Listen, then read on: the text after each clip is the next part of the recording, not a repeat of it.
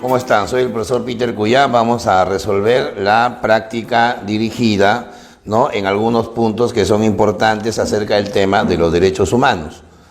La pregunta 1 señala lo siguiente, dice: los derechos económicos, sociales y culturales se denominan derechos humanos bueno, son las generaciones de derechos. Acuérdate, primera generación, derechos civiles y políticos. Segunda generación son derechos económicos, sociales y culturales. Y la tercera generación son los derechos de los pueblos, ¿no?, los derechos de solidaridad. En este caso la clave sería, bueno, vamos a ver las claves. La A sería primera generación, lo descartamos porque no tiene nada que ver con aspectos políticos. La B, segunda generación, esa sería la respuesta correcta. La C, tercera generación, lo descartamos porque tiene que ver con los pueblos. Y justamente la D también dice los pueblos, o sea que de hecho es una pregunta inmediata. La respuesta sería la segunda generación, alternativa B. Pregunta número 2. Durante la Revolución Francesa se reconocieron derechos que protegían al ser humano y promovían su participación en las decisiones del Estado. Estos derechos obviamente están asociados a la primera generación. Acuérdense, muchachos, Revolución Francesa 1789. ¿Qué derechos aparecen ahí? Los derechos civiles y los derechos políticos, ¿no? O sea, los derechos personales y los derechos que tienen que ver con la vida del Estado. La opción A dice de solidaridad, lo descartamos. La opción B de los pueblos, esos son solidarios. La C dice civiles y políticos, esa es la respuesta. Y la D dice sociales e individuales. Eso ya es una confusión para el alumno, ¿ya? Pregunta número 3.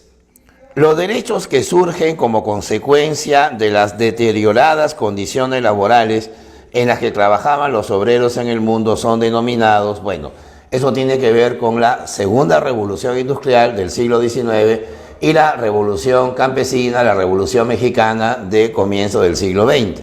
Esos derechos evidentemente van a ser de carácter económico, ¿verdad? O sea, la protección laboral, las 8 horas de trabajo, el salario digno, las condiciones de sanidad en el empleo, ¿no? Así como también los derechos de carácter social, la salud, ¿no?, la seguridad social, la previsión para cuando seas ya una persona adulta. Ahí evidentemente tienes que relacionar, ¿ya? Las opciones dice de los pueblos, no, porque la A no es la respuesta, tiene que ver pues con aspectos de países, ¿no? De solidaridad, peor aún. Civiles y políticos, no, son derechos como la alternativa D, que dice económicos y sociales, ¿ya? A ver, pregunta 4 dice: el organismo perteneciente a la Organización de Estados Americanos que emite fallos inapelables contra estados por violación de derechos humanos. Hemos dicho que el Pacto de San José creó 2 instituciones: la Comisión Interamericana de los Derechos Humanos y la Corte Interamericana. ¿Dónde queda la primera? En Washington. La segunda queda en San José. La diferencia está que la Comisión investiga y promueve la vigencia de los derechos humanos, mientras que la Corte lo que hace es emitir sanciones, ¿no es cierto?, sanciones de fondo, sanciones fácticas contra aquel Estado que ha violado derechos humanos. Inclusive exige reparaciones civiles. Es toda una parafernalia judicial. Entonces ahí tendríamos que marcar, a ver, dice la A, Corte de la Haya, pero la Corte de la Haya es de las Naciones Unidas, no tiene nada que ver. Fiscalía de la Nación, ese es un órgano interno.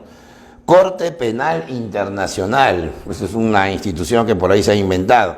La Corte Interamericana de los Derechos Humanos, esa sería la respuesta correcta. ¿Está bien? Vamos a la pregunta número 5, dice ahí: para evitar el conflicto bélico entre estados, o sea, la guerra, y promover la solidaridad de los pueblos, se creó la Organización de las Naciones Unidas.